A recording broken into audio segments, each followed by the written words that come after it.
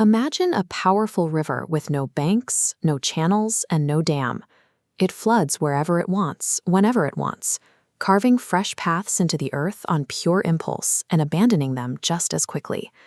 Downstream, the banks are littered with half-built bridges and overgrown gardens.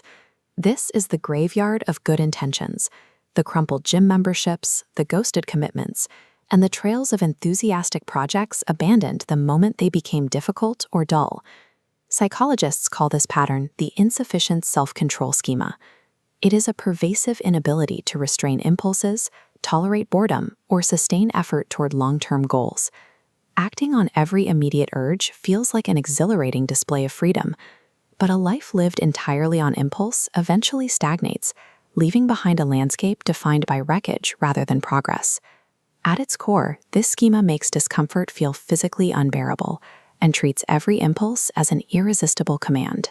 In the undisciplined child mode, the psychological space between feeling a desire and taking an action completely collapses. Desire and action become the same thing, leaving no room for the brain to consider the consequences. This creates a cruel irony. The total rejection of rules and constraints actually destroys freedom. The river without banks never reaches the ocean. It merely floods and dries up. By refusing to tolerate temporary discomfort in service of a larger goal, you become imprisoned by the tyranny of the immediate, unable to direct the course of your own life. This schema usually takes root in a childhood environment that lacked consistent boundaries or healthy consequences.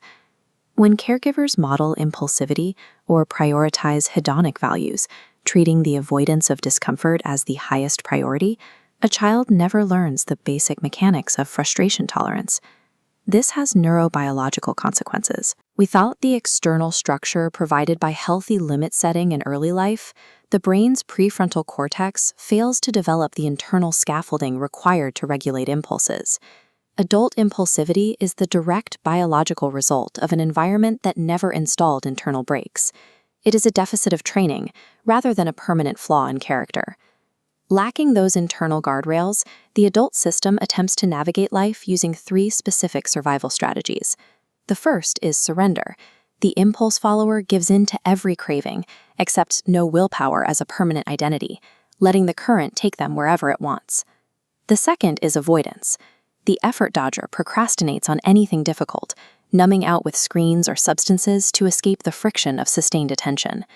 The third is overcompensation. The rigid controller swings to the extreme opposite, imposing harsh, obsessive, and punishing schedules to force themselves into order. This rigidity is brittle. It inevitably cracks, slingshotting the person into a chaotic binge-restrict cycle that applies to all behaviors. Ultimately, these three strategies widen the gap between your intentions and reality, trapping you in the same unmoving current regardless of your struggle. Healing begins by developing the healthy adult mode. The goal is to finally build the missing banks for the river, providing the structure that was missing in childhood. Because the schema is triggered by the discomfort of effort, recovery requires building habits in tiny, non-dramatic increments. Sweeping overnight overhauls are almost always abandoned. A core tool in this process is urge surfing, the practice of sitting with the intense discomfort of wanting something without immediately acting on it. An urge behaves like a wave. If you do not give in, the feeling naturally peaks and then dissipates on its own. Mastering this technique allows you to sever the link between desire and action, proving that an impulse does not have to be an unbreakable command. External routines and accountability serve as temporary training wheels, holding you steady while your internal capacity for self-regulation matures. Routine and structure provide the fundamental architecture that makes true freedom possible. Your raw energy and drive were never the problem. They simply lacked a channel to move you forward. Developing self-discipline is a process of becoming powerful enough to choose exactly where your boundless energy goes.